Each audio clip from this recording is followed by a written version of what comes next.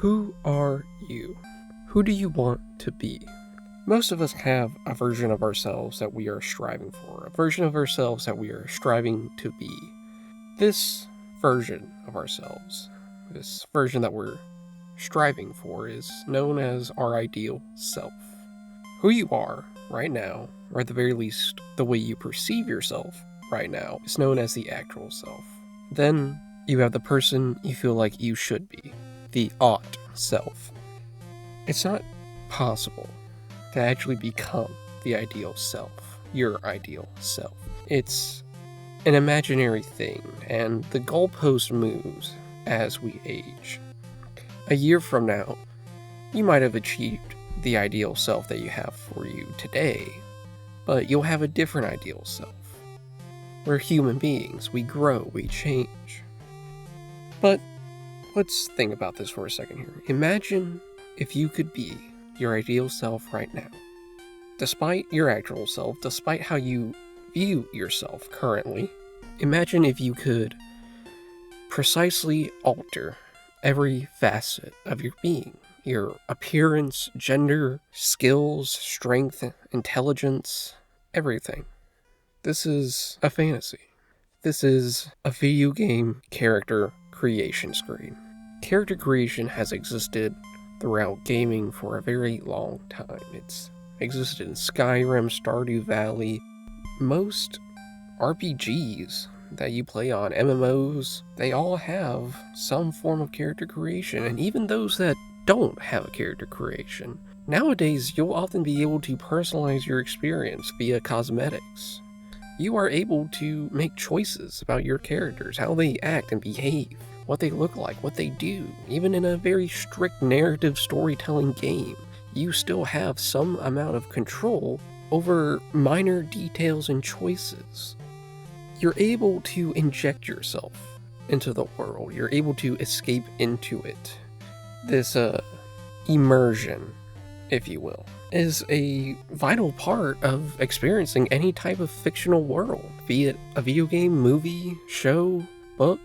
We immerse ourselves in these things. But video games are different. As I'm sure you're aware of, they let you be in control. They let you live as the thing that you are witnessing. You connect to it in a different way than you would in a book or a movie. Video games are a completely different kind of art form, and one that is much, much easier to find ourselves relating to because either consciously or subconsciously, intentionally or unintentionally, we are becoming the characters as we play them. As you become immersed, it becomes more difficult to separate yourself in the moment. And this doesn't even have to be about video games either. Things like tabletop RPGs like Dungeons & Dragons, you'll see this even more so, especially whenever you are actively role-playing out your character's feelings. So let's go back to the idea of the actual self and ideal self. As you play video games, you might find yourselves perhaps wishing that you could be like the character in front of you, in some way, shape, or form. I mean, wouldn't it be nice to live in the world of Stardew Valley and be able to run your own farm? The realities of the situation, of course, I mean, that's not a job that many of us here would be able to do. It's a very laborious task. But the fantasy is there, the hopes, the wish for something different. Because it's easier to engage with the fantasy, escape into this fictional world than it is to deal with the realities of our situations. This video is going to talk a lot about the negative sides of video games. And in truth, it did not start like that. I originally wanted to talk about the good thing that gaming can do for us, because I've seen it myself and others. But as I did research, as I dove into it, I came to realize that the good and the bad of gaming has a lot more overlap than you might expect. There's a very fine line between games being used to help you connect with yourself and games being used to escape from yourself. And with that being said, I want to draw attention to how we don't really think about how games can oftentimes reflect our own lives, how we engage with them can be in part based on how we are as people. And this doesn't apply to every circumstance, sure, but I mean, if you have ever made a moral choice in a video game, you've probably made that choice, at least initially, based on what you yourself believe to be right. And this is all to say that games are art. They reflect ourselves, they reflect life, they reflect the world. Gaming allows us to experience different worlds, ones where we can embody characters that possess some of those traits of our ideal and odd selves, whether it be heroism, intelligence, strength, or even attractiveness. It's immediately available and present in the games that we play. It's a very wonderful thing in some ways to be able to see yourself and experience the life of another, even if it's fictional, even if it's not real. It lets you escape. It lets you not have to deal with the harsh realities of life. It's comforting. It's fun. You can just space out, zone out, and be somewhere else over and over and over again. It can honestly be very addicting for us.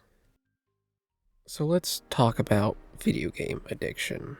A rather controversial topic, and not one very frequently spoken about, but there's good reason for both of those things. First, let's look at what exactly video game addiction is, because chances are if you've ever been exposed to that term before, it hasn't been in the nicest way. The American Psychiatric Associations, or the APA, has the Diagnostic and Statistical Manual of Mental Disorders. Currently, the most updated version is the DSM-5-TR. In this version, video game addiction is referred to as Internet Gaming Disorder, or IGD, is rather new, relatively speaking. It's included in a section noting different disorders and conditions to be researched further. Now, the ICD, the international version of the DSM, has had video game addiction as a part of it. Since 2018, the World Health Organization included gaming disorder in the ICD, or the International Classification of Disorders. By psychological and psychiatric standards, that means that this is something still very much in its infancy, and not much research has been done on this compared to really most other disorders that you can probably think of. Now, that isn't to say that there's no research, there is. And this topic, video game addiction, wasn't even originally in my plans to be discussed, but what led me to even include this in this video, and why it's become such a focal point of it, is because video game addiction has a lot of overlap with how we identify with ourselves and with the characters we play as. Let's take a look at the exact symptoms of video game disorder, or internet gaming disorder, as presented by the American Psychiatric Association on psychiatry.org. Symptoms include preoccupation with gaming, withdrawal symptoms when gaming is taken away or not possible, withdrawal symptoms including sadness, anxiety, or irritability, tolerance, the need to spend more time gaming to satisfy the urge, the inability to reduce playing, unsuccessful attempts to quit gaming, giving up other activities, loss of interest in previously enjoyed activities due to gaming, continuing to game despite problems, deceiving family members or others about the amount of time spent on gaming, the use of gaming to relieve negative moods such as guilt or hopelessness. Keep that one in mind because that's going to come up later. And risk, having jeopardized or lost a job or relationship due to gaming. Now, that is to say, the reported number of people who experience internet gaming disorder or video game addiction is rather small. I have seen numbers between 3 to 18% of gamers, but there's no exact figures right now. It really just depends on the study that you read. The debate over video gaming addiction and why it's so controversial has to do with the fact that a lot of the fundamental aspects of what you would think goes into classifying a disorder are not fully agreed upon for this. There is argument, for example, that the addiction to gaming could be a symptom of an underlying problem like depression or anxiety, and not even qualifying it as an addiction itself, but rather the symptom of another disorder. But there have been many individual stories and evidence to suggest that this does qualify to be its own diagnosable disorder. Of course, this could always change in the future, but we here like to work with the current facts to the best of our abilities, and that is what we are doing. It is important to note that video game addiction is staunchly different than gambling addiction, and interestingly enough, in the DSM-5-TR, the only two types of specifically behavioral addictions that there are gaming addiction and gambling addiction. Like all other disorders within the realm of psychology and psychiatry, like most disorders in psychology and psychiatry, video game addiction must cause some amount of significant impairment or distress in multiple aspects of someone's life, whether that be work, relationships, self-care, hygiene, etc. Now, it should also be clarified that internet gaming addiction, video game addiction, gaming disorder is specifically limited to games. This does not include any problems that arise from using the internet, from gambling online, using social media, using anything digital. It is very specifically video games. There is something interesting here, though. I mentioned how one of the symptoms of video gaming disorder includes use of gaming to relieve negative moods, such as guilt or hopelessness. When you are gaming, you're not really thinking about the emotions that you are experiencing. If you are using gaming in this scenario to avoid negative emotions, what that is doing for you is that it is acting as a form of escape. And there are other ways to escape. Escapism is, to put it in a very simple way, it's just using any activity or behavior to avoid something unpleasant, be it emotions or reality itself. It can involve, quite honestly, anything else that can distract you. And there are other disorders that exist that do this as well. Maladaptive daydreaming is a wonderful example of it, and is especially pertinent to what we are discussing here today, as it also involves escaping into a fantasy world that you have much more control over than video games, but still control. Now let's start getting into the research of this all. Research has shown that players of games will frequently form an attachment and begin to identify with different aspects of the characters that they create. Now, in the literature, these characters are referred to as avatars, and is usually, in this context, will be described as avatar identification. It's a very strong emotional bond that one experiences in relation to their avatar. Allow me to quote something here. Avatars have been proposed to fulfill important needs of the user, allowing gamers to express suppressed versions of their psyche. And avatar identification refers to the temporary alteration and self-perception of the player induced by the mental association with their game character. Now, the thing with avatar identification is that this is a lot of the times a good thing.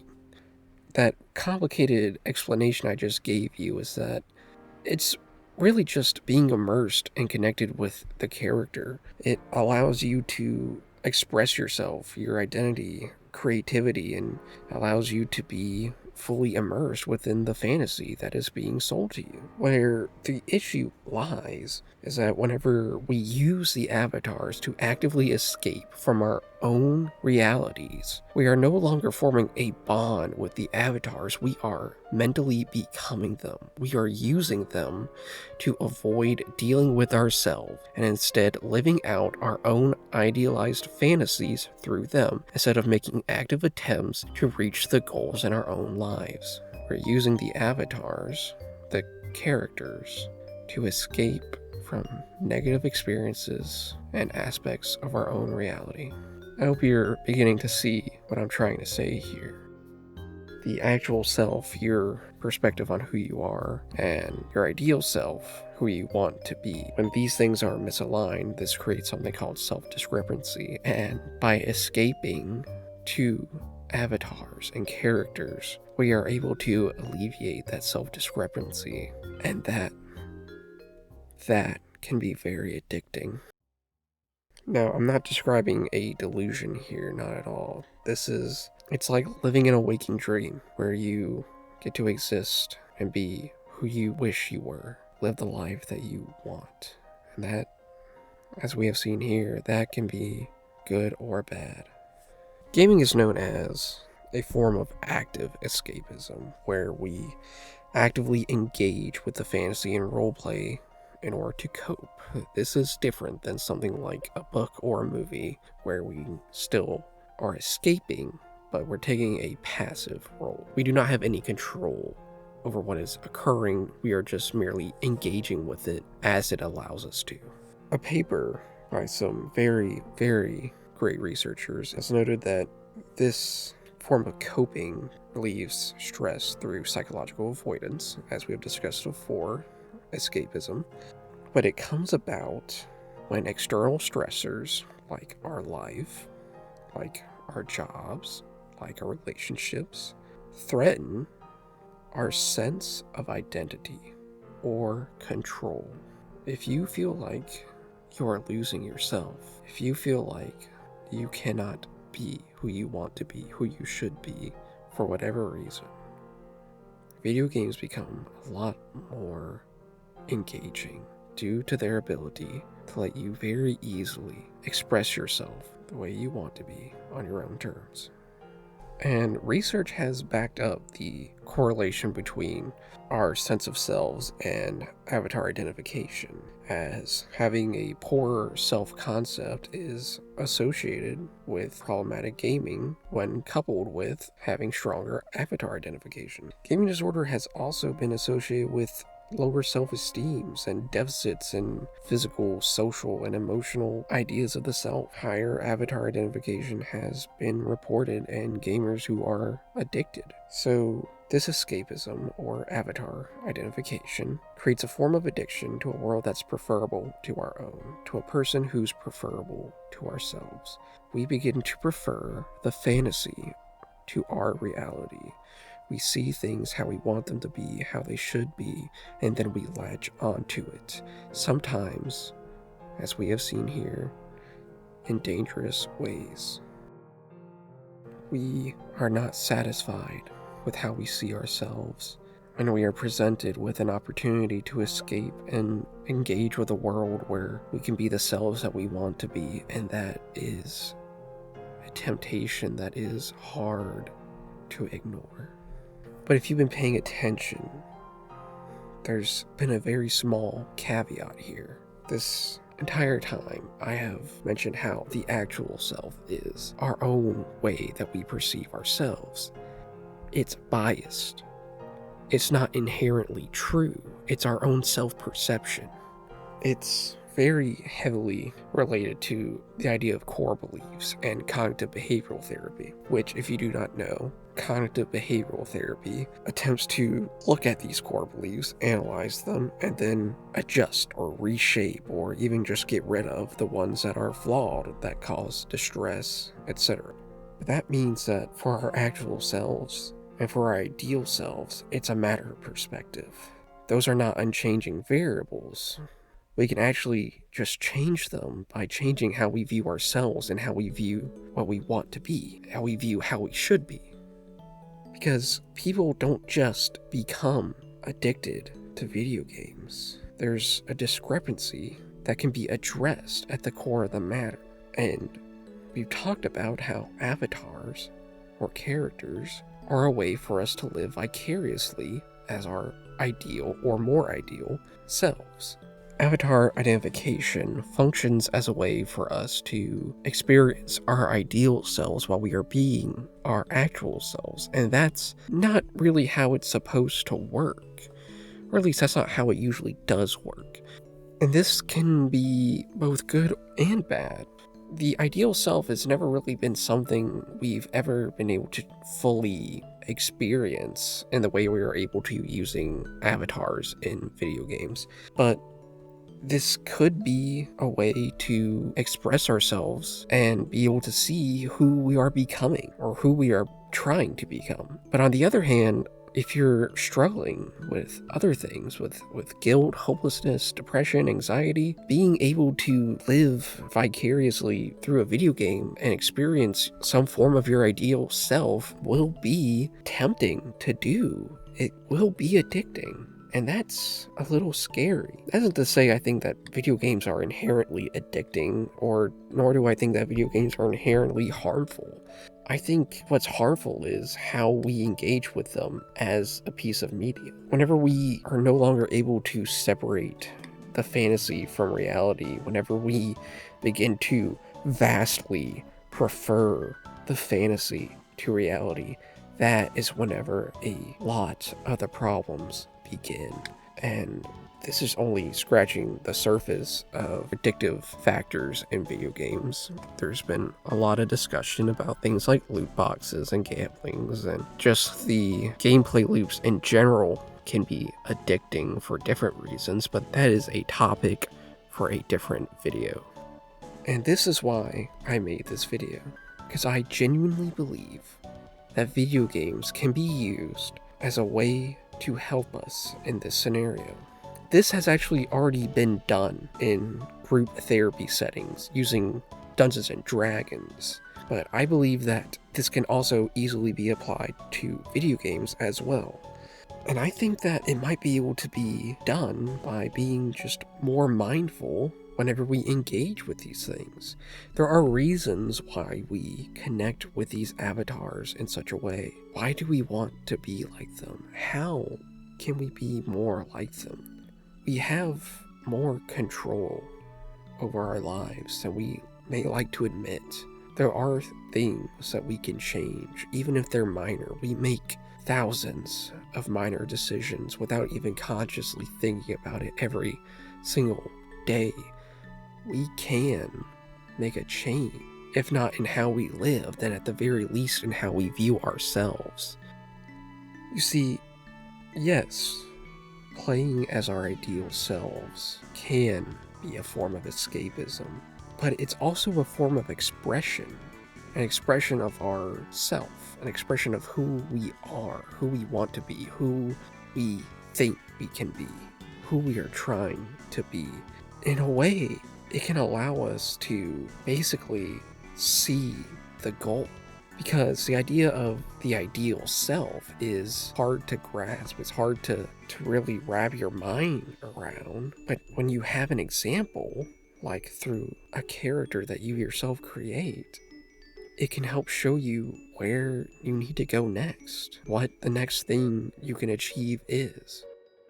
To my dismay, not much research has been done into the positive effects that gaming can have on the self, and it's no surprise here that most of what I have discussed today is very new, controversial, and will probably change heavily in the years to come. But I really do believe that games can easily be used to facilitate growth in people. Games are art, and we connect to them. We learn from them. We broaden our understandings about ourselves and the world. We've discussed how TTRPGs have been used to help people, so why not games? Here's a quote. Results indicated that the games most intrinsically motivating to players who felt a wide distance between who they were and who they would like to be that is self-discrepancy between the actual self and ideal self, were games that fostered game self, ideal self convergence. Or to put it in more layman's terms, games that allowed you to feel like you were becoming more so your ideal self via the gaming self that you were being portrayed as.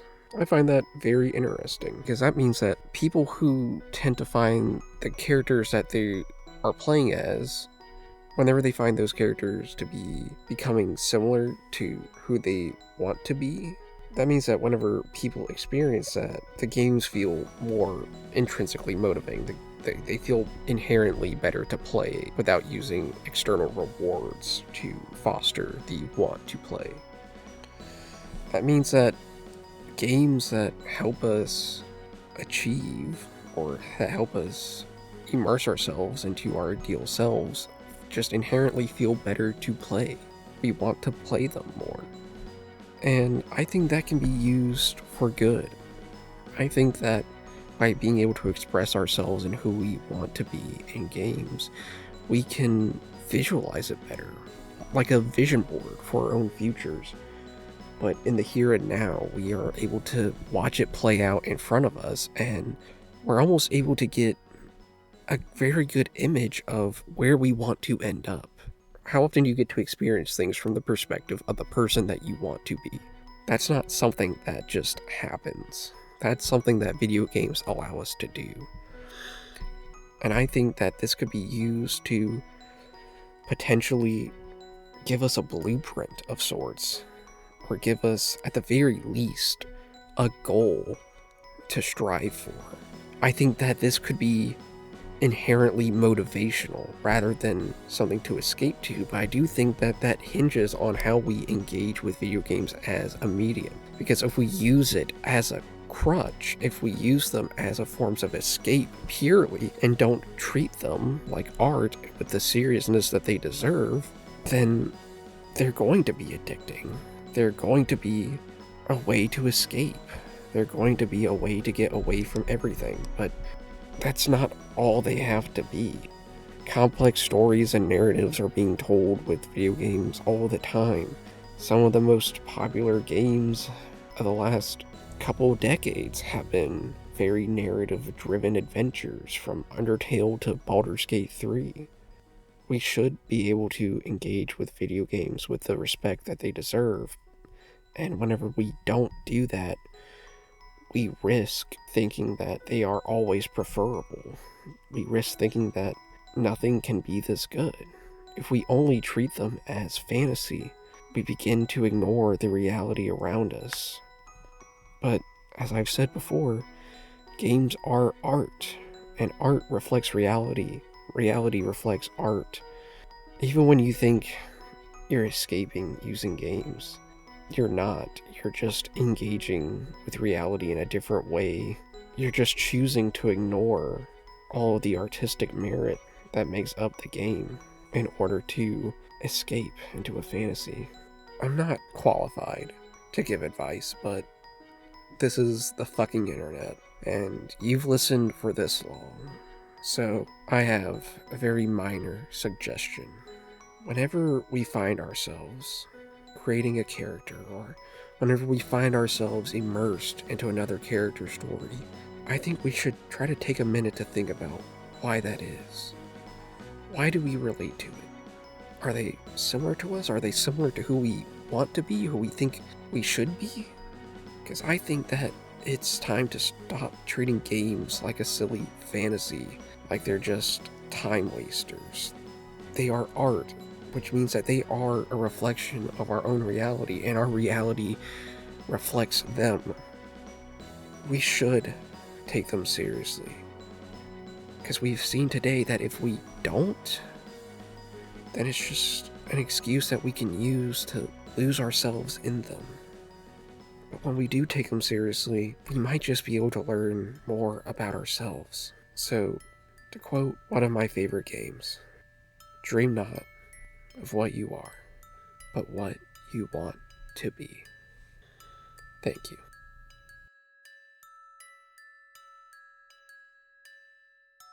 Hi. Thank you for listening this far, and this has been a very weird thing for me to do. I've never done anything like this before, as you can probably tell. I'm not doing this for any amount of monetary gain or for popularity or anything. I genuinely love video games and TTRPGs and psychology. I'm getting my master's in clinical psychology. I want to be able to share my passions with the world, and maybe in the process, people can listen and learn something. I hope. I didn't realize until I started doing this just how little information out there is easily accessible when it comes to things like video game addiction. It's not taken very seriously at all. It's either a way to vilify games or it's just blown off. And I strongly believe in nuance. There's two sides to every story, and more often than not, the truth is somewhere in the middle. I try to only ever use legitimate research and facts when I can, and I'm going to continue trying to do that, but I will inject my own opinions and beliefs into things, as I have done here, because I don't think that it should be all bad. I think that there can be at least a glimmer of hope for most things. There has to be. Anyway, thanks for watching. And remember to question everything. Bye bye.